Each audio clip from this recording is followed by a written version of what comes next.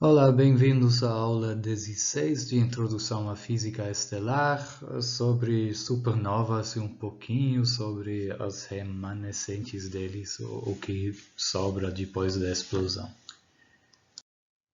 A gente já mencionou supernovas, elas são basicamente explosões de estrelas, obviamente no final das vidas delas. O nome foi dado pelos astrônomos alemão Walter Bader e suíço Fritz Zwicky, e elas são extremamente energéticas. Elas liberam da ordem de 10 a 46 Joule. Isso corresponde a uma massa transformada totalmente em energia de 6% da massa solar. E para liberar este montante de energia por queima de hidrogênio, você teria que queimar uns quase 9 massas solares de hidrogênio. Costuma-se classificar as supernovas pelas linhas de absorção nos seus espectros, e se chama de tipo 1 supernova sem linhas de hidrogênio no espectro. O tipo 1 podemos subdividir em 1A, B e C, ou 1A tem uma linha forte de silício ionizado e outras linhas de elementos mais pesados. O 1B tem linhas fortes de hélio e as 1C sem linhas de hélio. Então, basicamente, um espectro contínuo. E, obviamente, se os tipo 1 são sem linhas de hidrogênio, os tipo 2 são com linhas de hidrogênio e até linhas fortes. Frequentemente, essas linhas têm um perfil espectral especial que eu já vou mostrar. Um perfil que indica que estamos vendo material em expansão rápida. Mas primeiro, exemplos de cada um desses 4 tipos de espectro. E aqui, como prometido, uma linha que tem aquele perfil chamado perfil P Cygni. A forma é tipicamente um pico no comprimento de onda das linhas espectrais daquela linha espectral e uma linha na absorção em comprimentos de onda um pouco mais curto. A explicação é que no centro do seu objeto você tem algo brilhando fortemente nesta linha espectral e mais para frente, vindo na sua direção, tem material que absorve nesta linha espectral. E pelo fato de que esse material está se aproximando a você, esta linha de absorção sofre um efeito Doppler, por isso aparece em um comprimento de onda mais curto. Bom, esta classificação espectral pode ser útil para identificar os elementos na atmosfera da estrela, mas não é tão útil para se falar da origem da supernova. Hoje em dia se sabe que as supernovas do tipo 1B, 1C e 2 têm um tipo de origem, no caso o colapso do caroço de estrelas de alta massa, que a gente já mencionou na aula sobre evolução estelar. E enquanto os tipos 2 ainda têm o hidrogênio no seu envelope, os tipos 1B e C perderam este hidrogênio, por isso que não se vê linhas de hidrogênio nesses dois tipos de supernova de colapso de caroço.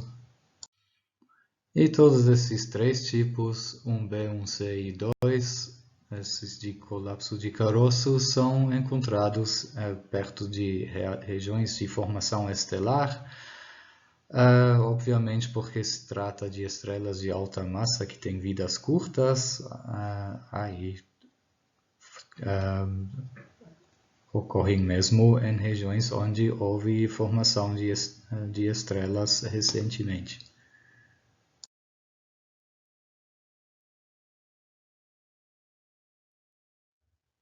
Elas diferem não só pelas linhas espectrais, mas também pela curva de luz. A curva de luz é a intensidade da luz que elas emitem em função do tempo.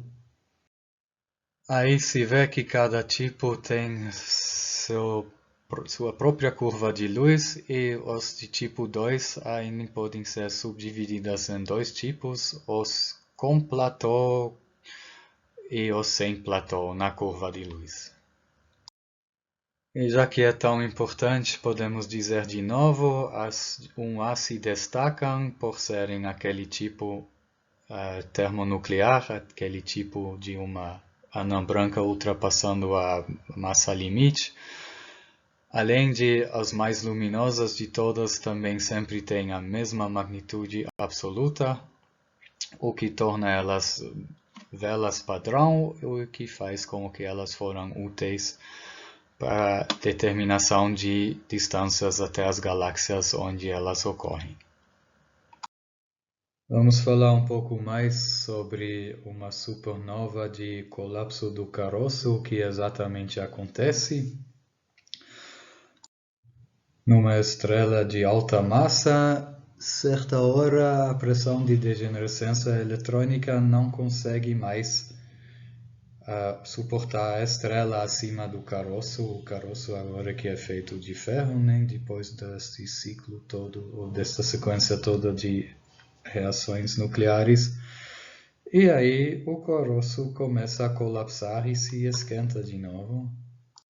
Isso acontece quando a densidade é de 5 trilhões quilogramas por metro cúbico, respectivamente a temperatura central de 7 bilhões de Kelvin. E essas condições temos em caroços para estrelas de 10 massas solares de 1,3 massas solares e para estrelas de 50 massas solares para caroços de 2,5 massas solares. E aí, já que o caroço se esquenta mais, certa hora chega numa temperatura limite de 10 bilhões de Kelvin, aí acontece o processo chamado fotodessintegração. Aqui vocês veem os dois passos. Ferro é desintegrado em átomos ou núcleos de hélio, mais alguns nêutrons livres. E no segundo passo, esses núcleos de hélio é desintegrado em prótons e nêutrons. Isso então desfaz tudo que a estrela tem feito no seu núcleo por milhões de anos. Só que isso custa energia, esse é um processo endotérmico, então isso tira a energia energia térmica, o que faz que o caroço vai ter cada vez menos pressão para se opor ao colapso, então isso só acelera o colapso. E então agora temos prótons e nêutrons e elétrons neste nosso caroço. Os prótons ainda capturam elétrons para formarem nêutrons também, e no processo são liberados neutrinos eletrônicos. Isso também custa energia, e isso faz que o colapso acelera ainda mais. E agora temos um núcleo feito praticamente só de nêutrons. Bom, como dito, esses processos são endotérmicos, não acontecem normalmente espontaneamente em ambientes normais. Você precisa de ambientes extremos com muita energia disponível para isso acontecer. E o que acontece agora vai depender da massa da estrela de novo. Para estrelas abaixo de 25 massas solares, aí o colapso ainda não é total, vai surgir uma nova pressão chamada de pressão de degenerescência neutrônica, que é similar à pressão de degenerescência eletrônica, só que agora são os nêutrons que estão nesse estado degenerado e, por ter que obedecer ao princípio de Pauli, não conseguem colapsar mais. E aí o que surge agora é basicamente a anã branca de nêutrons, é chamado de estrela de nêutrons. A próxima aula é sobre elas. E para as estrelas mais pesadas, nada consegue mais parar o colapso. E isso faz que o colapso é total. Surge um buraco negro, e sobre isso vamos ter uma aula também, a última. E o que acontece com o resto que não o caroço? As camadas acima deste, vocês lembram da aula anterior que lá estavam acontecendo vários processos de fusão nuclear? E que estavam caindo sobre esse caroço são agora rebatidas, já que o caroço parou de colapsar. Isso gera uma onda de choque de dentro para fora. Esta onda de choque causa de novo a fotodessintegração dessas camadas logo acima do caroço, o que de novo custa energia e que para o choque logo, depois de uns 10 milissegundos já. Até lá o choque tinha se propagado por uns 200 a 300 quilômetros. Mas do núcleo vem agora um vento de neutrinos. Alguns slides atrás a gente viu que naquele processo de captura de elétrons não só foram formados nêutrons, mas também liberados neutrinos. E esses neutrinos são muitos mesmo, a energia deles equivale a 10 a 46 Joule. Bom, sabemos que neutrinos quase não interagem com material, passa reto pelo material, mas isso são tantos neutrinos que, mesmo assim, elas têm seu efeito, 1% deles não passa reto por tudo e arrasta o envelope da estrela, e isso finalmente causa a explosão, a supernova. E os outros 99% dos neutrinos passam sim reto, vão para o espaço. Isso são tantos que, no caso de uma supernova relativamente próxima, recentemente, elas podiam ser detectados. O que, obviamente, dá apoio a esse modelo todo que diz que surgem tantos neutrinos nesse processo. Bom, se vocês acham que então se entende esses supernovas de colapso, infelizmente não, ou felizmente, caso vocês pensam em achar um emprego como pesquisador nesta área, aqui uma lista de longe não completa de coisas que ainda não têm que ser tratados melhores nos modelos para funcionarem bem. Por exemplo, para esse tipo de supernova não dá mais para supor simetria esférica, se tem células de convecção, um passando do lado do outro, etc. Se tem que fazer mesmo uma simulação tridimensional. Os neutrinos ainda têm bastante propriedades não tão bem conhecidas, a propagação das ondas pela estrela, rotação diferencial, campos magnéticos e várias outras coisas poderiam ser tratados melhor ainda do que hoje em dia é possível.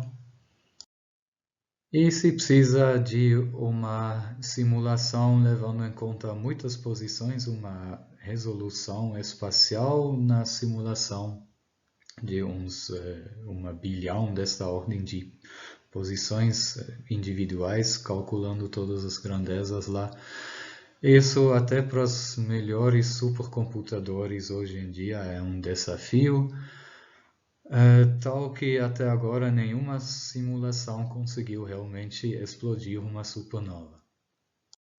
Mas o que se sabe sim é que os elementos que foram formados no interior da estrela, não necessariamente no caroço, mas nas camadas acima, são expelidos para o espaço e enriquecem o meio interestelar, por exemplo, carbono, oxigênio, neônio, magnésio, silício.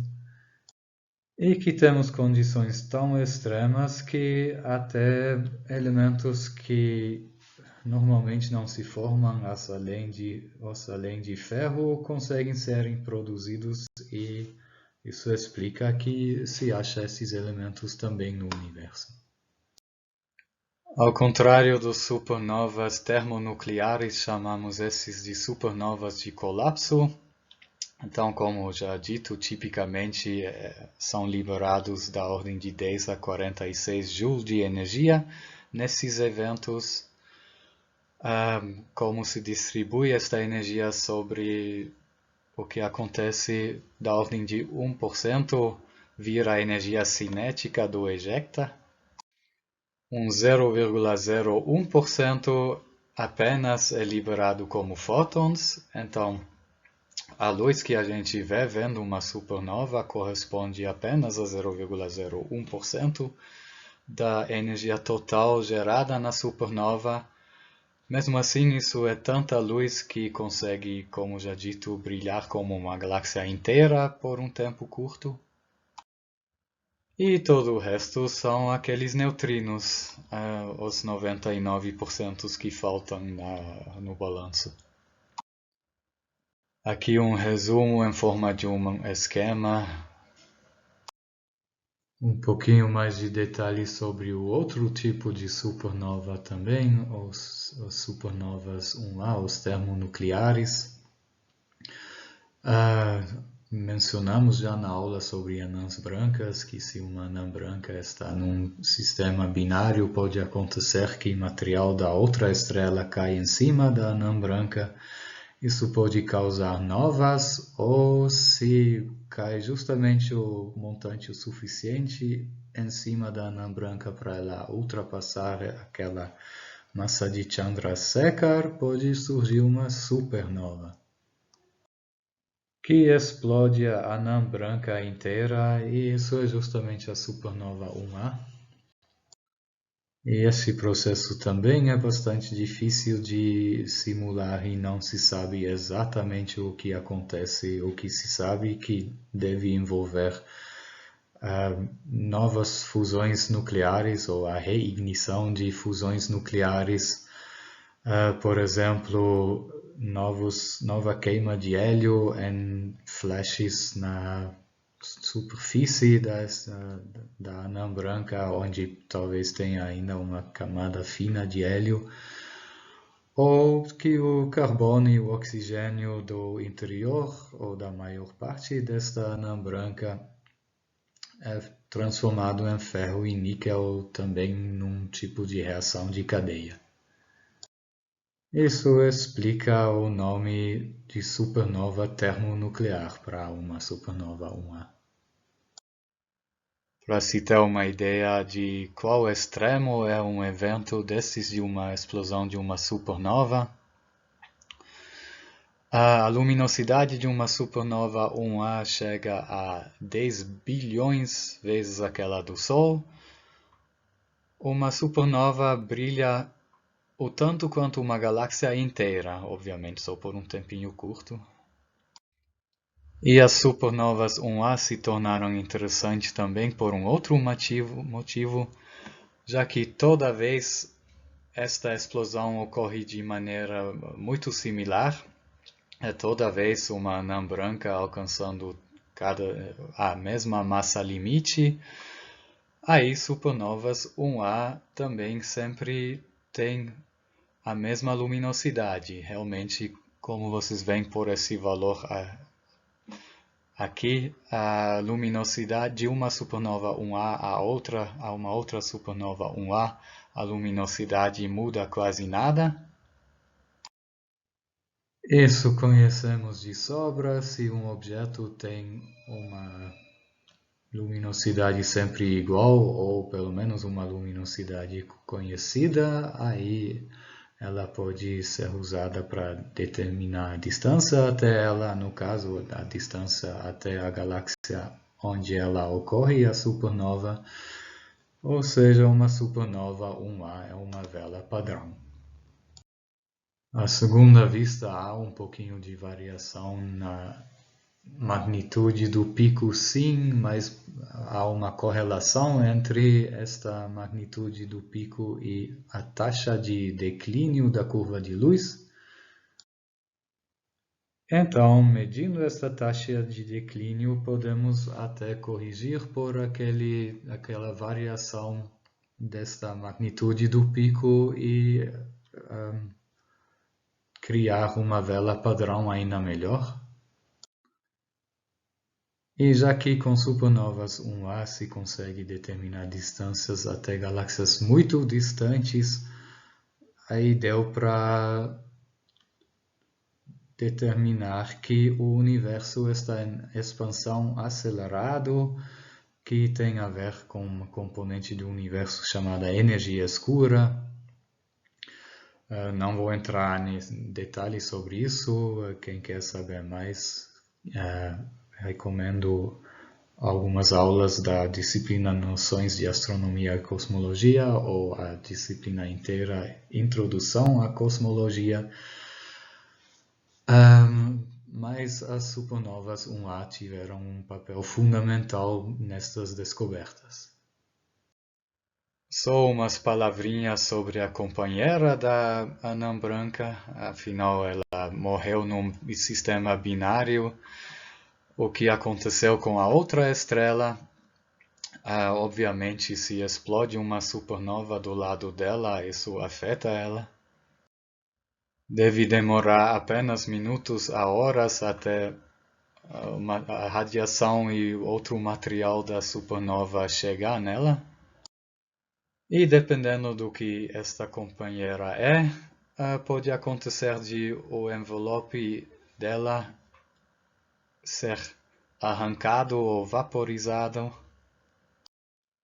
Por exemplo, se ela é uma estrela da sequência principal ou uma subgigante, ela tipicamente perde de 10 a 20% do envelope. Ou se ela é uma gigante vermelha, perde quase todo o envelope. E provavelmente ela leva um chute também e fica voando livre pelo espaço interestelar. E se é muito tempo atrás a supernova, aí fica difícil identificar quem foi a companheira dela, ou achá-la.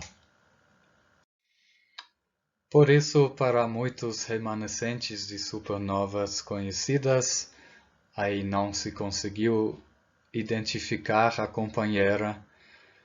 E em outros casos não se tem certeza se um corpo que se achou realmente é a companheira dela ou não. Dois exemplos. Na aula sobre história da astronomia, mencionei que o Tycho Brahe tinha descoberto uma supernova em 1572, ou observado, melhor dito.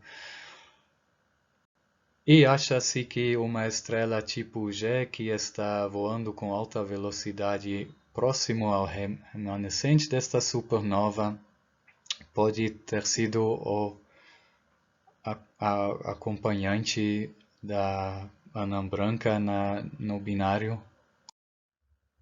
Ou no caso de uma supernova que ocorreu em 2012, se detectou radiação ultravioleta da direção dela poucos dias depois da explosão.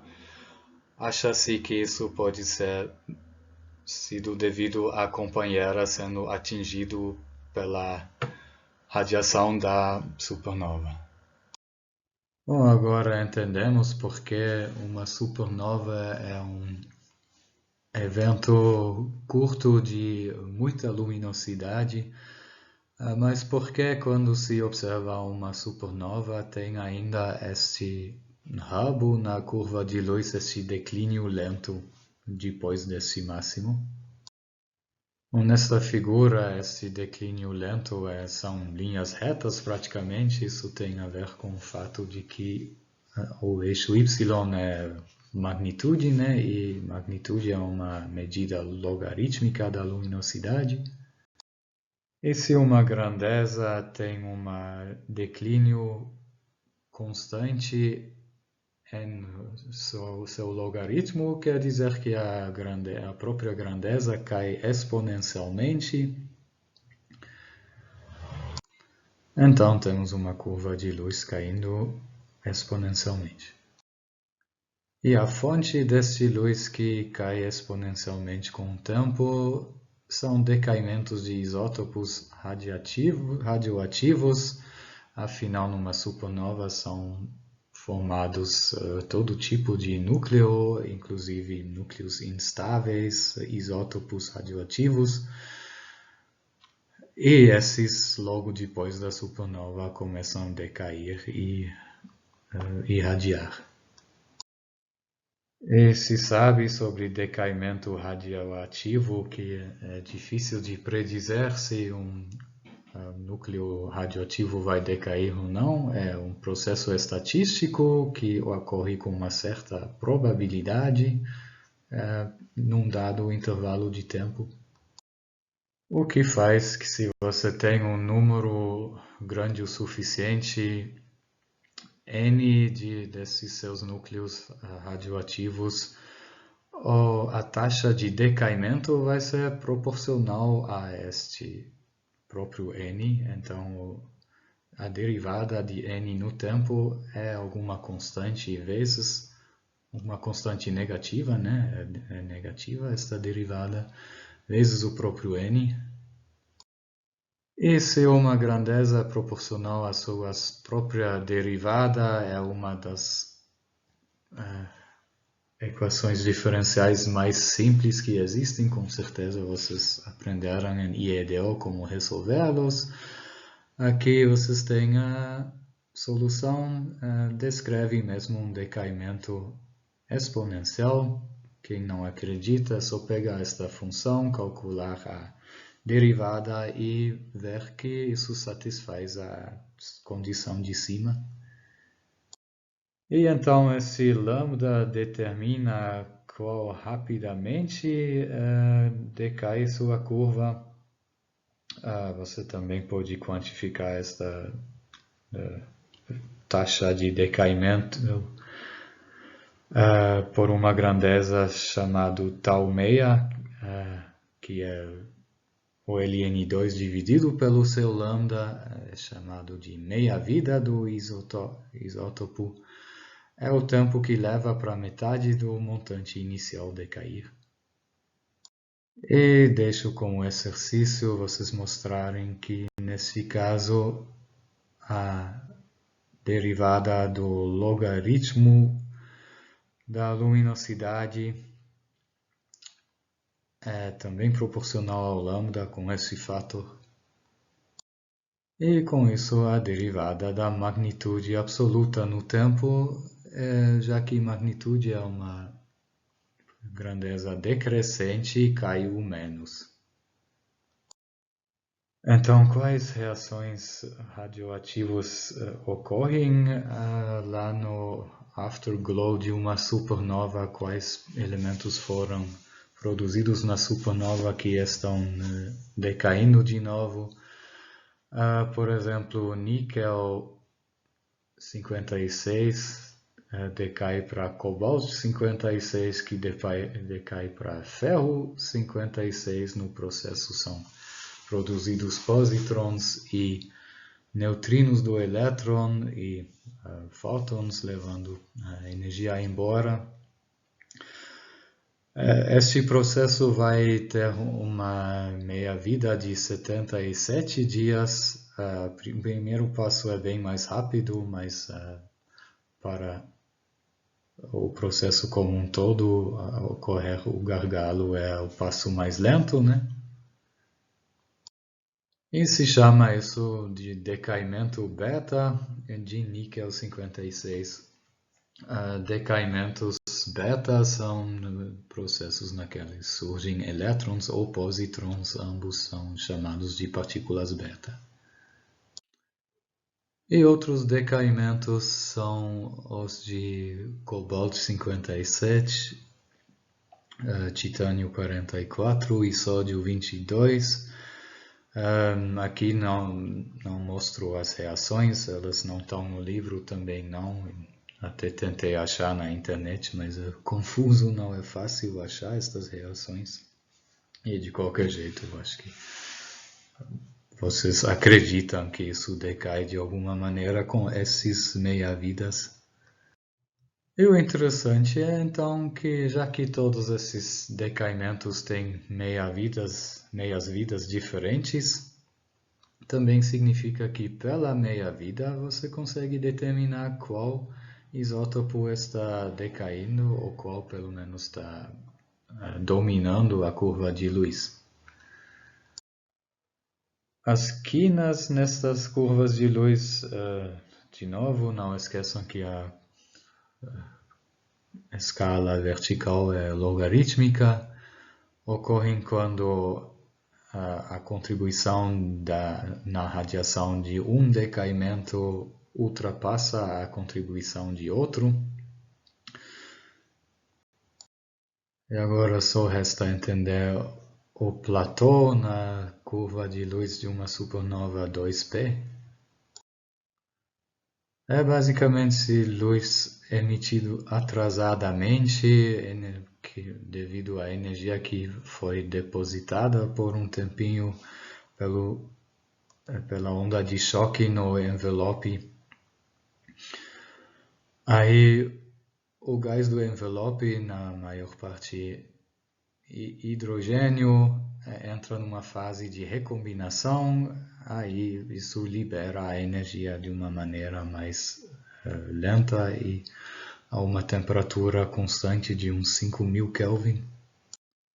E pode ter outros processos que atrasam isso ainda mais, que conseguem ionizar por ainda mais tempo o hidrogênio nesses envelopes. Por exemplo, decaimentos radioativos no interior, que a radiação que surge é usado para reionizar esse material no envelope. Aqui se vê umas imagens do que sobra depois de uma supernova, os chamados remanescentes de supernovas, todo o gás e poeira que foi expelido para o espaço, ou que foi explodido para o espaço na supernova. E aqui também comparado ao remanescente da morte de uma estrela de baixa massa, ou seja, de uma nebulosa planetária, e dá para ver que supernovas são bem mais assimétricas, parecem serem testemunhos de um evento bem mais violento do que as nebulosas planetárias, que são testemunha de uma morte mais suave de uma estrela. E terminamos o assunto das supernovas falando de algumas que entraram na história. Em 1006 foi observado uma, especialmente nesses lugares no hemisfério norte. E esta foi tão brilhante quanto a Lua em certas fases e mais brilhante do que qualquer outro objeto no céu, tirando o Sol, obviamente, tão brilhante que, usando esta luz de supernova, deu para ler à noite. E o remanescente ainda pode ser observado hoje em dia, usando telescópios, e se vê que está expandindo, e hoje está num tamanho de uns 20 parsec de diâmetro. A supernova SN 1006 deve ter sido uma tipo 1A. Uns 48 anos depois, houve mais uma, também principalmente observada a partir do hemisfério norte, Não se tem certeza se os europeus realmente fizeram registro ou não, mas nos outros lugares fizeram. Esta ocorreu no céu diurno e era tão brilhante que era visível de dia dentro do azul do céu. Nesta supernova surgiu um dos remanescentes mais conhecidos, eu acho, a nebulosa de Caranguejo, que hoje em dia tem 3 parsecs de diâmetro. E no centro desta supernova temos um pulsar. Um pulsar é uma estrela de nêutron com um alinhamento especial. A gente vai ter a próxima aula sobre estrelas de nêutrons, o que também apoia a ideia de que de todo o processo de que supernova pode ser uma estrela explodindo com uma estrela de nêutrons sobrando no centro. Esta supernova também entrou na história naquela fase da renascença, foi derrubada o modelo geocêntrico do universo. O Tycho Brahe, um dos maiores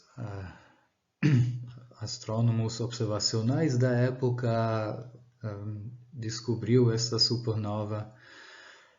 E então foi algo no céu que fazia parte do céu das estrelas fixas, não estava se movimentando em relação às estrelas fixas, mas estava se mudando no sentido de repente ficar mais brilhante e depois ficar mais fraco de novo, o que estava em conflito com a ideia de que aquela esfera de estrelas fixas era algo imutável. Isso foi uma supernova tipo 1A. E só 32 anos depois, um aluno do Tycho Brahe, o Kepler, que também já conhecemos em outro contexto, em outra aula, também descobriu uma, que é a última observada que ocorreu na Via Láctea. Também deixou um remanescente na constelação de Cassiopeia.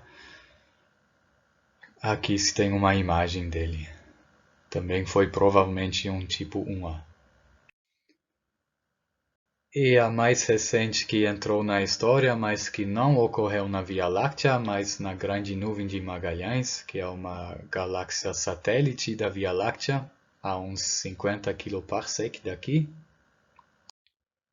Foi em 1987 que foi observada ela. É interessante de ter sido tão recente que se tem fotos da região do céu de antes dela, e dá para ver nessas fotos de que a progenitora dela era uma supergigante azul, com uma massa que se estima da ordem de 25 massas solares.